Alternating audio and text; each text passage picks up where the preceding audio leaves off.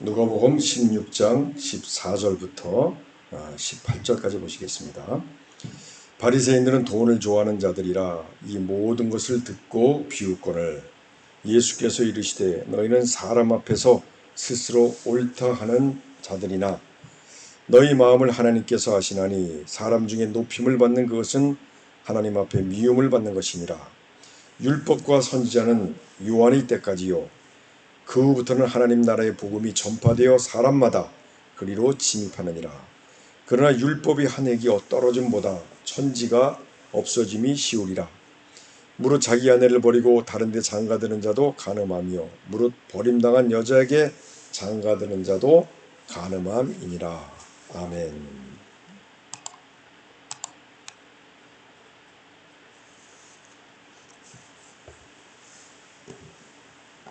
오늘은 율법을 복음으로 완성시킨 예수님이란 제목으로 부자와 나사로의 비유를 통해서 우리 신자들을 향한 물질에 대한 관리법, 이것을 이제 바리새인을 비유해서 말씀하고 계시는 것을 우리가 교훈으로 삼아야 되겠습니다.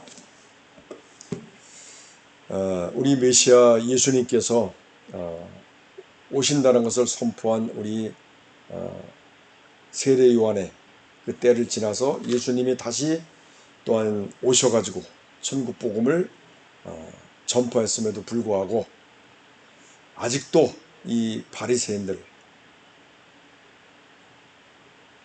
이런 사람들은 이 복음을 수용하지 못하고 그 다음에 계속 이 율법을 그냥 문자적으로 해석하고 그리고 형식적으로만 위전적으로만 준수하는 그러한 바리새인들의 외식하는 모습, 이제 겉으로 꾸민다는 얘기죠. 꾸밀 식자 해가지고 또한 그 완악한 모습, 그것을 이제 많이 지적을 하셨습니다. 그리고 이제 복음을 받아들일 것을 가르치셨지만은 저들은 변화가 없습니다. 그래서 저들의 생각은 무엇이냐면 우리들은 이제 아브라함의 후손이다. 그렇기 때문에 당연히 선민이다. 그리고 하나님의 백성이다. 그렇기 때문에 열정도 없고 믿음도 없고 그냥 단지 육신적 혈통만으로 자기들은 구원받았다고 생각하는 그러한 무리들인 것이죠.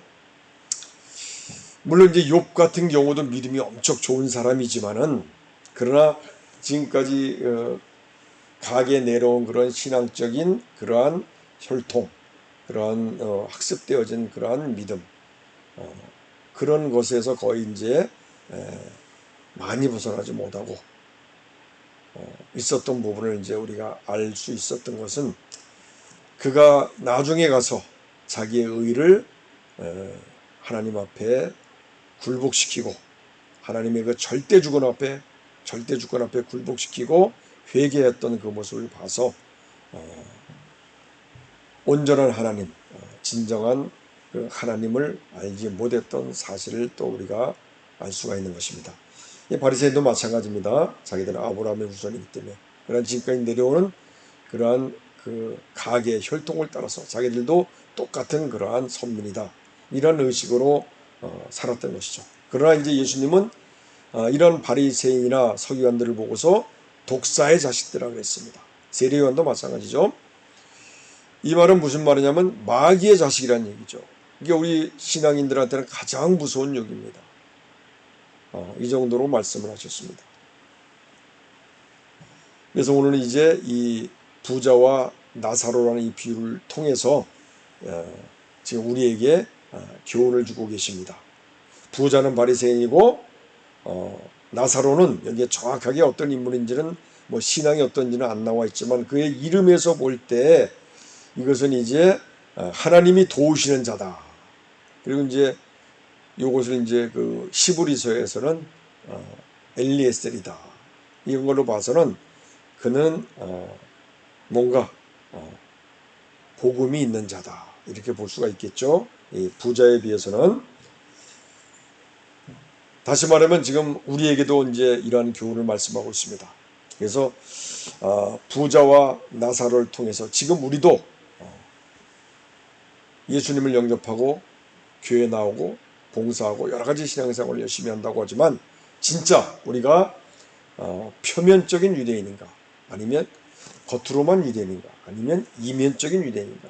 이면이라는 것은 이제 속리자죠. 내면적인 유대인인가 진짜 유대인인가 진짜 신앙인인가 아니면은 진짜 침례자인가 그냥 형식적인 침례자인가 육체적으로만 할례한 자인가 아니면 우리가 마음으로 할례가 된 자인가 이것을 우리는 분별하라고 말씀하고 계시는 것입니다. 베드로전서 1장 9절에 보면은 베드로는 말씀합니다. 1장 2절에 먼저 택하신 자들에게 내가 편지한다. 이미 택한 자들에게 편지한다. 뭐라고 얘기했냐면 믿음의 결국은 영혼의 구원이다. 여기서 이 영혼은 영혼이란 단어는 없습니다. 여기서는 이제 영과 혼과 육이란 단어는 있지만 영혼이란 단어는 없습니다. 여기서 영혼은 푸시키, 다시 말하면 소울, 혼, 우리의 마음, 우리 마음이 변화되는 것이다. 우리의 영혼은 우리가 어느 순간에 예수님을 영접했을 때에 우리의 영은 변화가 되었습니다. 새로운 피조물이 되었습니다. 그래서 하나님과 교통할 수 있는 그러한 자격이 된 것이죠. 우리 영이 살아있어요. 하나님의 생명이 우리 가운데 들어와 있어요. 이것은 귀신 들려서 점을 치는 무당들한테 물어보면 아마 맞힐 수 있을 것입니다. 제가 이제 그 지하철역에서 아주 그냥 신통하다고 소문나서 사람들이 많이 모여있는 그런 곳에 이렇게 잠깐 구경한 적이 있습니다. 근데 어떤 사람이 아가씨가 저도 한번 해주세요 이러면서 생년월일 뒤밀었는데 그 점치는 할머니가 보더니 아가씨 교회 다니지 점괘가 안 나와 이러면서 보내는 것을 봤습니다. 귀신 들려서 점치는 무당들은 저 사람의 하나님의 생명이 있는지 이것을 본다는 얘기죠. 뭐 바울도 예수님도 다 귀신 들린 자들이 알아봤지 않습니까? 이렇게 우리는 하나님의 영으로 이미 변화가 되었다는 사실, 우리 영은 변화가 되었다는 사실.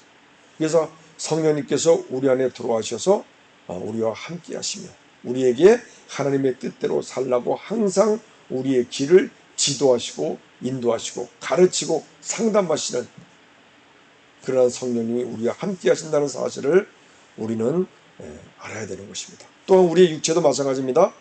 우리가 지금 여기 키가 작든 병들었건 뭐 못생겼든 아무 상관없습니다. 우리가 나중에 죽고 나면 천국에 가면은 다 영화롭게 변화돼서 새로운 몸으로 신비스러운 몸으로 다 변화가 돼서 우리가 이제 부활해서 거기서 살게 될 것입니다.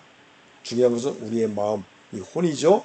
우리가 이 땅에서 신앙생활하는 것은 우리의 마음이 변화되는 것입니다. 우리의 마음이 변화되어서 이제는 유대인들처럼 광야에서 유대인들처럼 하와처럼 그렇게 다시는 하나님을 배반하지 않고 이 땅에서 우리가 하나님의 뜻에 행하며 그리고 주님 앞에 섰을 때 떳떳이 설 수 있는 그러한 자로 만들기 위해서 하나님께서는 우리에게 이러한 말씀을 주셨다. 우리 이렇게 생각해야 될 것입니다. 베드로후서 1장 4절에 보면 우리는 그래서 신의 성품에 참여하는 자다. 다시 말하면 신적인 성품, 하나님의 본성, 그리고 하나님의 생명에 참여하는 자다. 이렇게 말씀하고 있는 것입니다.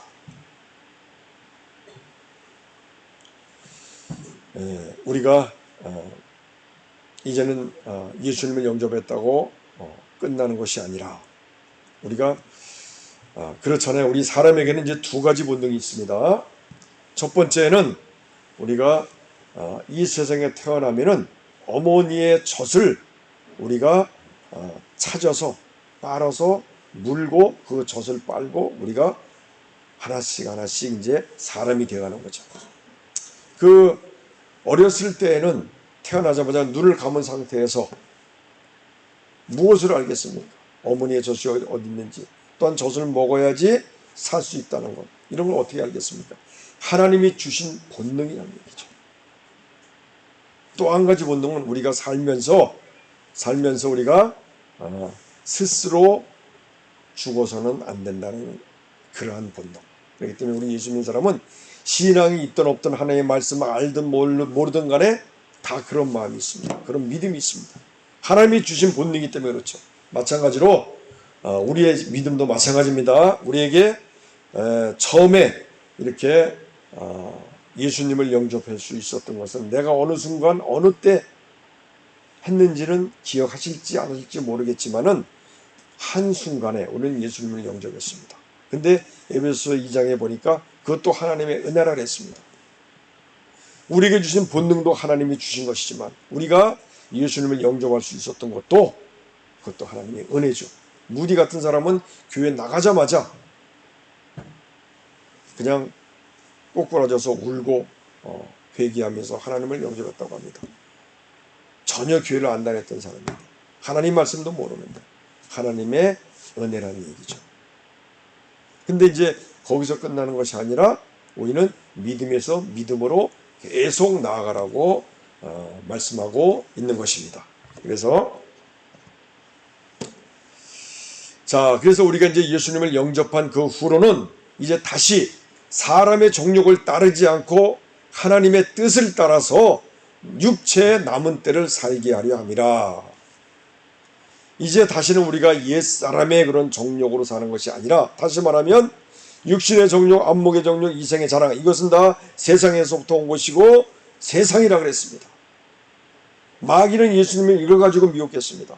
하와도 마귀가 이것을 가지고 미혹했습니다. 지금도 우리에게 이것을 가지고 마귀는 쓰러뜨리려고 하나님과의 관계에서 믿음에서 떠나게 만들려고 끊임없이 미혹하고 있습니다. 그래서 우리는 그러한 정욕을 따라 사는 것이 아니라 이제부터는 하나님의 뜻을 따라서 남은 때를 살게 하려 함이라. 그렇기 때문에 우리는 하나님의 뜻이 무엇인지, 나에게 향한 하나님의 뜻이 무엇인지, 토기장이가 그릇을 만들 때는 분명히 확실한 목적을 가지고 그릇을 만든 거 아니겠습니까? 하나님도 우리를 각자를 이 세상에 보낼 때는 하나님의 뜻이 있는 거예요. 그래서 성경에서는 분명히 말씀하고 있습니다. 사람을 창조한 목적은 이 세상에서 선한 일을 감당하기 위해서, 또 이 사회에 보면은 하나님을 찬양하기 위해서, 종국적으로 하나님께 영광을 드리기 위해서, 그래서 창조했다고 말씀하셨습니다. 다 목적이 있는 것이죠. 우리가 어떤 것을 조그만 걸 만들어도 다 목적이 있는 것 아니겠습니까? 그래서 그 사람에게 하나님께서 만드신 목적, 하나님의 뜻을 향하기 위해서 이 땅에 보내줬다. 그래서 우리는 이제 예수님을 영접한 후로는 각자가 자기에게 주어진 하나님의 뜻을 발견하고 그 뜻을 행하기 위해서 사는 것, 그러한 신앙생활. 근데 이제 방해되는 것들이 많이 있죠. 여러 가지 내 마음속에 내 정욕과 내 환경, 내 주변 사람, 또 악한 세력들이 사소한 것에서부터 디테일하게 방해를 합니다. 그래서 우리의 신앙생활은 하나님의 뜻을 행하려고 하는 믿음과 또한 이것을 방해하는 모든 세력과의 영적인 전쟁이다. 이렇게 말을 할 수가 있는 것입니다. 그 다음에 우리 로마서 12장 2절에 보면은 너희는 이 세대를 본받지 말고 오직 마음을 새롭게 함으로 변화를 받아. 우리가 마음이 새롭게 되어서 변화를 받아서 하나님의, 그래야만 하나님의 선하고 기뻐하시고 온전한 뜻이 무엇인지를 분별할 수가 있다는 것입니다. 다시 말하면 하나님의 뜻을 분별할 수가 있다는 것입니다. 우리의 마음이 변화를 받아야 된다는 것이죠. 바리새인들처럼 변화를 받지 못하면 하나님의 뜻을 알 수가 없습니다. 아무리 좋은 얘기를 해도, 아무리 죽었던 사람이 그 앞에 와도 절대로 회개할 수가 없는 것이죠.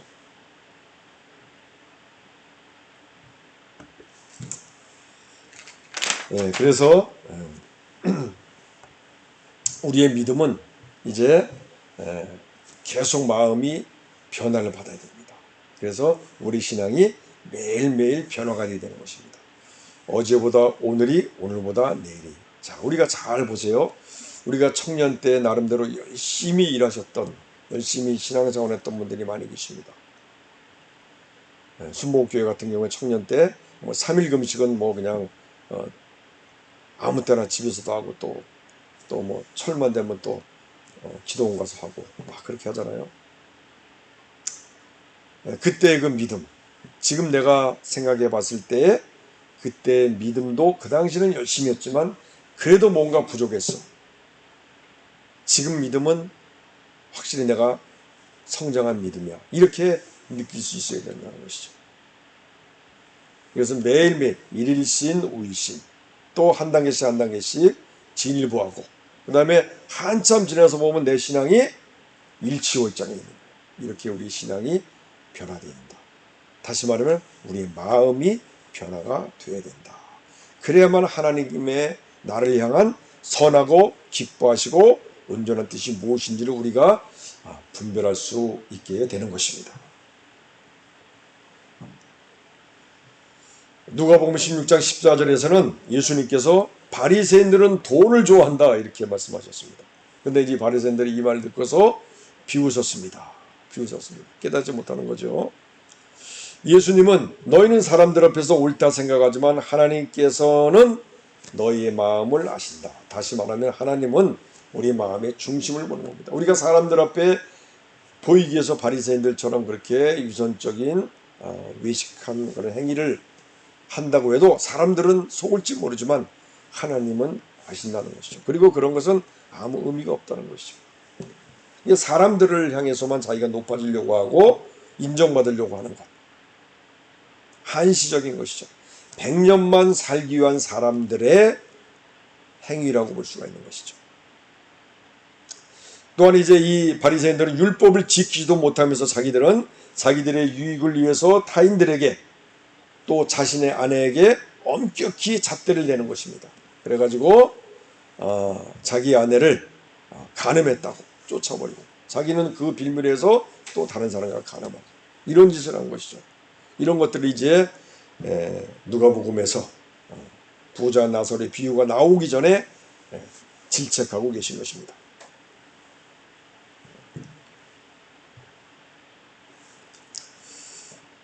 바리새인들이 잘못 알고 있는 것, 저들은 아브라함의 자손이기 때문에 자동으로 구원받은 자다, 그렇게 생각하는 것이죠.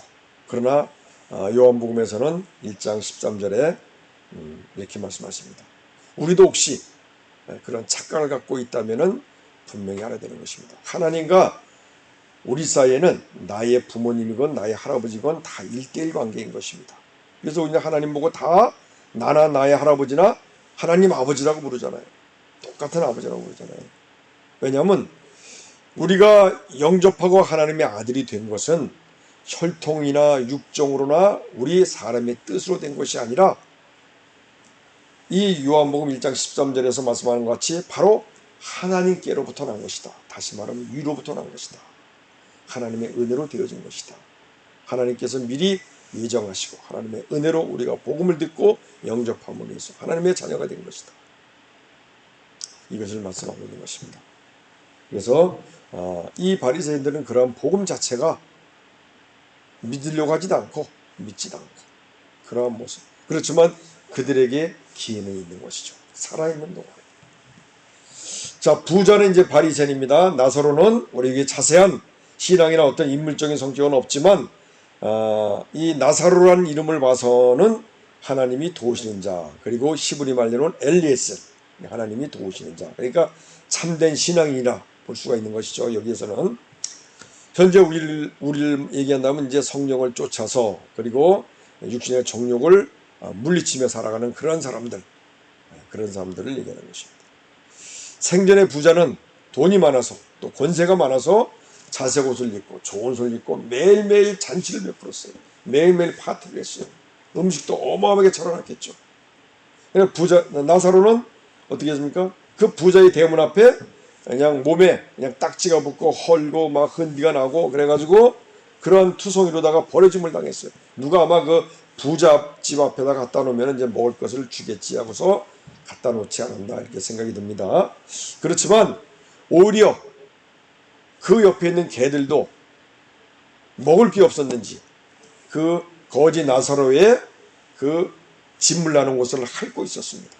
이 얘기를 봐서는 뭐 부자가 먹을 것도 하나 주지 않았다 이렇게 볼 수가 있겠죠. 먹을 게 있어서 뭐 개가 왜 그런 것을 하겠, 그런 진물을 할 거겠습니까? 그래서 이렇게 부자는 아주 완하겠다. 그러나 이제 죽을 때는 어떻게 했습니까? 부자는 뭐 조문객도 많이 오고 뭐 장례식도 호화롭게 치르고 그다음에 그가 묻을 곳에도 호화로운 분묘가 이렇게 만들어졌겠죠. 또 조의금도 많이 나오고. 그러나 영적으로 그가 간 곳은 어디냐? 바로 죽은 후에 그는 음부로 갔다.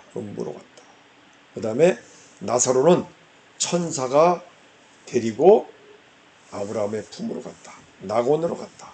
옛날에는 구약시대는 사람이 죽으면 다 땅속으로 들어간다 그랬습니다. 그 안에 음부가 있다 그랬습니다. 거기는 둘로 나눠졌다 그랬습니다. 낙원과 아브라함의 품과 그 다음에 음부. 지옥이라고 생각하면 되겠죠. 서로 보고 있다고 이렇게 표현이 되어 있네요. 여기서 보니까. 한 우리의 그 지구의 한 중심, 한 6,000km 되는 그 중심에 그런 음부가 있다. 이렇게 얘기를 했습니다. 이게 중요한 것은 여기서 또 사람이 죽을 때 나사로처럼 천사들에 끌려서 가는 사람이 있고 귀신에게 끌려서 가는 사람이 있다. 우리가 죽을 때까지 임종할 당시까지 우리가 믿음을 지켜야 됩니다. 모세도 자기의 시체를 미갈이 가져가려고 하는데 하나님의 뜻에 따라서 근데 마귀는 그걸 또 자기가 가져가려고 막 다툰 거예요. 근데 마귀는 그 모세의 시체를 가지고 어디다 갖다 이제 우상처럼 무덤을 만들어 놓고 많은 사람들이 거기 와서 막 우상 숭배하듯이 해서 그런 사람들을 우상 숭배하는 죄로 다 멸망시키기 위해서 그런 계략으로 그러지 않았나 그런 생각이 듭니다. 하나님은 하나님 외에 누구도 높임받는 걸 싫어하십니다. 질투하시는 하나님이십니다. 그래서 모세의 시체가 지금 어디에 있는지도 모르는 것이죠. 이렇게 죽는 순간에도 천사와 귀신이 우리의 영혼을 가로채기 위해서 그렇게 고투하는 그런 현상이 있지 않나. 그래서 죽을 때 어떤 사람은 예수 잘 믿었던 사람입니다. 직분자인데도 나중에 천국 가서 봐요 자네들이 그러니까 죽어봐야지 알지 이렇게 말씀하신 분이 있었다는 것을 제가 책에서 봤습니다. 그래서 우리는 죽는 순간까지도 믿음을 굳게 지키고 있어야 된다. 이것을 강조하고 싶습니다. 자, 그래서 이제 부자는 24절에 보니까 부자는 그 지옥에 가서 음부에 가서 울부짖었습니다. 지옥의 그 불꽃 가운데서 막 괴로워하면서 막 울부짖었습니다. 몸이 막 타들어가고 마음으로는 고통스럽고 불은 꺼지지 않고 목은 마르고 육체적 고통과 정신적 고통 그 속에서 막 울부짖었습니다. 그래서 나사로를 통해서 물 한 방울이라도 찍어줬으면 물 한 방울이 무슨 효험이 있겠습니까? 그렇지만 그 정도로 절박하고 애절하고 고통스럽다는 얘기죠. 이게 지옥이 이렇게 물 한 방울의 자비도 없는 곳이 바로 지옥인 것입니다. 내가 아무리 후회하고 회개해도 오직 형벌만 있는 곳이 바로 지옥인 것입니다. 내가 아무리 회개한다고 해서 용서가 되는 것도 아니고 누가 나를 와서 위로해 주는 것도 아니고 그냥 혼자 형벌만 받다가 거기서 영원토록 거기서 이렇게 고통당하며 사는 것이죠. 우리가 한번 이렇게 심판을 받고 나면은 이제 그때는 더 이상 기회가 없습니다. 천국 아니면 지옥입니다. 내가 거기 가서 한 번만 기회를 주세요. 한 번만 고통 없게 해주세요. 아무리 외쳐도 처절한 외침만 있지 누구 하나 들어주지 않고 누구 하나 도와주지 않는 것이 바로 지옥이라는 것입니다. 악인은 죽을 때 그 소망이 끊어진다고 했습니다.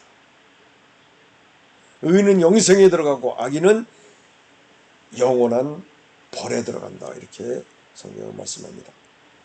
그러니까 우리가 이 세상에 있을 때 죽기 전에 하나님 앞에 돌아와야 됩니다. 그 예수님 우편에 섰던 강도 보십시오. 온갖 나쁜 짓은 다 했겠죠. 그렇지만 그 순간에 그의 신앙 고백을 통해서 예수님은 이제 너는 나와 함께 낙원으로 가겠다. 이렇게 말씀하셨습니다. 얼마나 큰 은혜입니까? 내가 예수를 참 믿다가도 어느 순간에 주님을 떠나면은 마귀의 미혹을 받아서 그러면 하나님을 못 만날 거 아닙니까? 그래도 돌아온 탕자는 결국 돌아왔기 때문에 그는 살았습니다. 그리고 세리장 삭개오도 돌아왔고 회개했기 때문에 그가 살았습니다. 그러나 한 부자 청년은 천국은 가고 싶은데 자기의 소유를 팔아서 가난한 사람을 주라고 하니까 그걸 근심하고 결단을 못 내리고 돌아오지 못했습니다. 우리도 하나님 앞에 돌아오는 것만이 최선의 방법. 다 내려놓고 굴복하고 신발을 벗고 온전히 하나님 앞에 나의 자아를 완전히 굴복시키고 내려놓고 주님 앞에 빨리 돌아올수록 좋다는 것입니다. 왜? 기회가 없어지면 안 되니까요. 그러나 이 부자는 어땠습니까? 이 바리새인은 끝까지 마음의 변화가 없었습니다. 그래서 지옥에 가서도 어떻게 했냐면 나사로를 통해서 자기 형제들에게 보내서, 그러니까 죽은 사람이 다시 살아나서 자기 형제에게 가서 좀 증언을 해달라. 여기 오지 말라고. 그리고 올바른 믿음을 가지라. 회개하라. 나사로를 갖다가 감히 자기가 뭔데 그렇게 아주 그냥 아직 교만이 안 없어졌어요. 자기가 시키면 그렇게 하는 건지, 나사로를 종부리듯이 아직까지도 지옥에 가서도 그러고 있는 거죠. 교만했습니다. 그리고 이제 또 다른 사람 생각하는 거 자기 형제만 생각했습니다. 이기주의적이죠.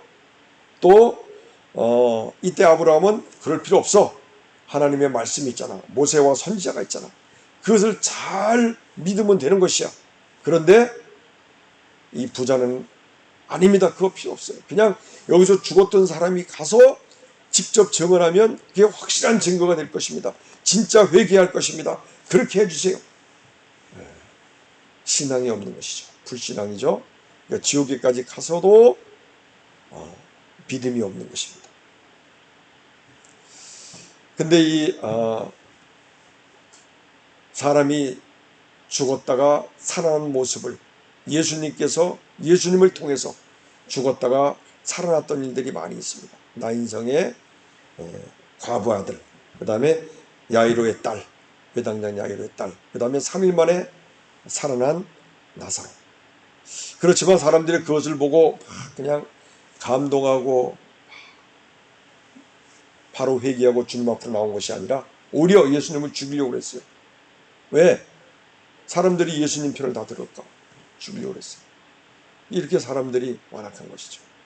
아마 지금도 마찬가지일 수도 있지 않나. 왜냐하면 마음이 열리지 않고 믿음의 그 문이 열리지 않은 사람들은 아무리 우리가 기적을 보여줘도 완악한 사람들은, 양심의 화인이 맞은 사람들은 아무리 우리가 기적을 눈앞에 본다 할지라도 오히려 더 부정적으로 다른 방법으로 생각하겠죠.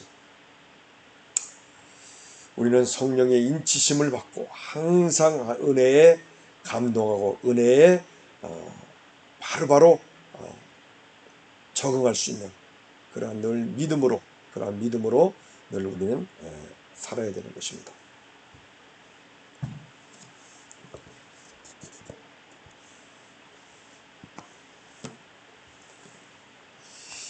다만 네 고집과 회개하지 아니한 마음을 따라 진노의 날, 곧 하나님의 의로우신 심판이 나타나는 그날에 임할 진노를 내게 쌓는도다. 우리가 기회가 있을 때 하나님 앞으로 돌아와야 되고, 그리고 시편 7편에서는 그랬죠. 날마다 분노하신다 그랬어요. 하나님. 왜 그러냐? 우리가 회개치 않기 때문에. 그래서 맨날 활을 당기고 칼을 간다 그랬어요. 치실 날만 그 시기만 기다리신다 그랬어요. 그러니까 우리는 아무리 또 기도를 많이 하고 아무리 은혜를 많이 받았어도 한순간 또 그 때만 지나면 또 그만 양 같아서 우리 갈 길로 가는 거죠. 그러니까 우리는 항상 또 회개하고 또 하나님 앞에 돌아오고 또 하나님 앞에 붙어 살고 그렇게 사는 것입니다. 그래서 우리의 신앙이 점점 굳어지고 그런 것들이 훈련이 되면 이제 경건의 능력자가 되는 것이죠. 웬만해서는 미혹을 당하지 않고, 웬만해서는 넘어지지 않고, 웬만해서는 시험에 들지 않고, 웬만해서는 내가 옛사람으로 가지 않는 것입니다. 이런 훈련을 통해서요. 하루아침에 되는 것이 아닙니다. 자, 그래서 우리의 이 믿음의 선진들, 성경의 위대한 인물들은 우리 노후를 위해서 살지 않았습니다. 종말을 위해서, 죽은 후를 위해서, 그때를 위해서 살았습니다. 그때를 대비해서 살았습니다. 그래서 우리 세상의 사람들은 건국대학교 앞에 가니까 우리나라에서 가장 아주 호화로운 그런 아주 실버타운이 있다고 합니다. 거기 가면은 한 10억을 맡기고 한 달에 300인가 500을 주면은 그 조그만 그 호텔 같은 방에서 이렇게 거기서 아마 생명을 다할 때까지 거기서 이렇게 살 수 있나 봐요. 근데 우리가 그렇게 살아봤자 또 몇십 년을 살겠습니까? 많은 사람들의 노망이긴 하지만 또 아무나 들어갈 수 없는 곳이긴 하지만 그러나 우리는 그 얼마 안 되는 그 인생을 준비하는 데 우리 삶을 사는 것이 아니라 영원한 삶을 준비하는 곳에 우리는 우리의 생을 살아야 되는 것입니다. 우리는 100년만 살기 위한 사람이 아닙니다. 영원한 삶을 살기 위한 것입니다. 사람은 두 가지가 있어요. 100년만 살기 위한 사람과 영원히 살기 위한 사람. 우리는 어느 쪽에 속하십니까? 분명히 우리가 분별하고 결단해야 되겠습니다. 그래서 이제 히브리서 11장 16절에 보면은 우리 믿음의 선진들, 그분들은 더 나은 번영을 사모했다 그랬습니다. 바로 하늘이죠, 하늘. 그렇기 때문에 이 세상에서의 고통과 어떤 모욕, 어려움, 또 여러 가지 환난을 그것 때문에 견디고 이길 수가 있었던 것이죠. 예수님도 마찬가지입니다. 예수님도 이 땅에서 십자가에서 각종 모욕을 당하시고 부끄러움을 당하고 그리고 고통을 당하고 그랬지만은 하나님의 뜻을 행하기 위해서 예수님은 그것을 참으셨습니다. 그리고 더 나은 삶, 바로 예수님 앞에 놓인 그러한 기쁨, 천국을 말하는 것이죠. 천국을 위해서 그 십자가를 참았다고 말씀하고 있는 것입니다. 율법은 구약에서 율법은 613가지입니다. 이것이 이제 십계명으로 10가지로 압축되었죠. 그 다음에 이제 마태복음 22장 37절에서는 2가지로 이제 더 줄었습니다. 쉽게 얘기하면 아주 그냥 그걸 완전히 이제 축약한 거죠. 전체지만은 613가지가 결국 이제 2가지로 축약이 됐어요. 첫 번째 하나님 사랑, 두 번째 예수님 사랑. 여기서는 이제 우리가 예수님 사랑, 하나님 사랑 다음에 이웃 사랑이죠. 이웃 사랑. 여기서는 우리가 이제 이 이웃 사랑을 우리는 생각해야 되는 것입니다. 이 땅에 오신 우리 예수님께서 율법을 완성하시기 위해서 이 땅에 오셨습니다. 복음을 통해서 성령의 법으로 율법을 완성시키셨습니다. 그래서 내 힘으로는 율법을 다 지킬 수는 없지만 성령님과 동행하면서 우리에게 주어진 각자 하나님의 뜻을 행하면서 그래서 우리가 이 하나님의 법을 지키고 그 다음에 하나님 사랑과 이웃 사랑을 실천할 수 있다는 것입니다. 마태복음 5장 16절에서는 이같이 너희 빛이 사람 앞에 비치게 하여 그들로 너희 착한 행실을 보고 하늘에 계신 너희 아버지께 영광을 돌리게 하라 이렇게 말씀하셨습니다. 다시 말하면 우리가 이렇게 내가 받은 모든 재능 또 재물 그 모든 영향력을 가지고 나의 유익과 나의 정욕을 위해서 즐기다가 의시되고 자랑하다 살다 죽는 것이 아니라 이웃을 위해서 그렇게 하라고 말씀하십니다. 그럼 왜 그러느냐? 이웃에게 우리가 도와주면은 좀 따뜻하고 좀 밥을 잘 먹고 할 수 있지만 그것보다도 그걸 통해서 그분들이 나를 보고 주님 앞으로 온다는 것입니다. 결국 그들의 영혼을 구원할 수 있다는 것이죠. 그래서 이것이 진정한 이웃사랑이다, 이렇게 말씀하고 있는 것입니다. 우리가 각자가 하나님의 뜻을 행하기 위해서 이 땅에서 우리가 살 동안에 하나님께서 우리에게 주신 모든 재능과 여러 가지 물질, 모든 환경, 모든 영향력을 다 주셨습니다. 이 모든 것은 다 내가 하나님의 뜻을 향하기 위해서 우리에게 주신 것입니다. 우리가 그것을 사용하다가 결국은 다 놓고 하나님 앞으로 가는 것입니다. 그렇기 때문에 이것을 갖다가 내 것이냐, 나의 정욕을 위해서 살다가 바리새인처럼, 부자처럼 그렇게 살다가 하면 반드시 심판을 받을 수밖에 없다는 것입니다. 그래서 이제 디모데전서 6장 10절에 보면은 돈을 사랑함이 일만하게 뿌리가 되나니 이것을 탐내는 자들은 미혹을 받아서 믿음에서 떠나 많은 근심으로써 자기를 찔렀도다. 자, 우리가 돈을 하나님께서, 우리 하나님의 뜻을 행하기 위해서 하나님께서 돈을 우리에게 주십니다. 필요한 만큼 주십니다. 왜? 우리가 넘어지지 않게 하기 위해서, 미혹되지 않을 정도로 주십니다. 하나님의 뜻을 행하기에 충분할 정도. 근데 이것이 내가 그 중심과 본질이 오히려 이 돈의 추종이 되어버리면은 미혹을 받는다는 것이죠. 마귀들은 그런 틈을 노리고 들어옵니다. 그래서 어떻게 합니까? 믿음에서 떠나게 만드는 것이죠. 하나님에게서 떠나게 만드는 것이죠. 그럼 어떻게 됩니까? 하나님과 관계없는 존재가 되는 것이죠. 마귀들은 그런 것을 절대로 놓치지 않는다는 것이죠.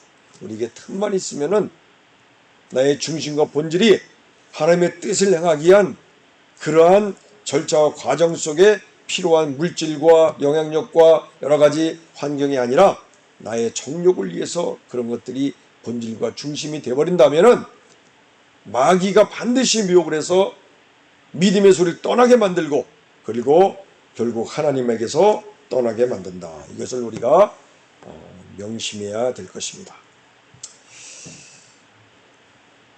우리의 믿음의 중심과 본질은 오직 하나님의 나라와 그의 의를 구하는 것입니다. 각자가 하나님께서 주신 그 하나님의 뜻을 발견하고 그 뜻을 위해서 거기에 모든 것을 집중해야 되는 것입니다. 그렇기 때문에 우리가 이제는 신앙생활이라는 것은 나에게 주어진 그 하나님의 뜻을 행하려고 하는 그 믿음과 또한 이것을 방해하는 모든 세력과의 영적인 싸움, 전쟁이 우리의 신앙생활인 것입니다. 다른 게 아닙니다.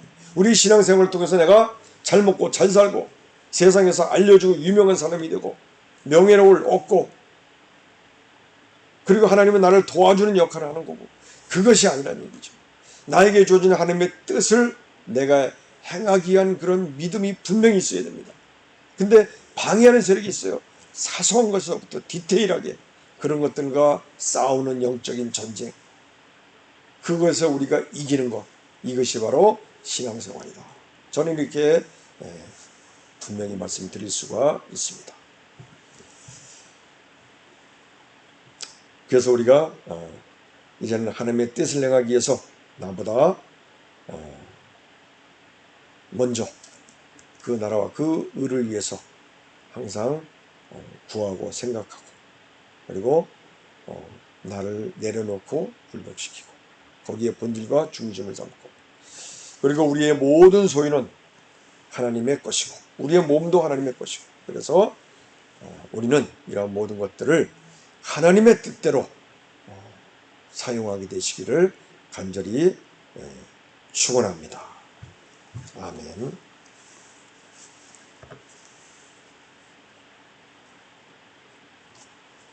우리 찬양 드리겠습니다. 271장입니다.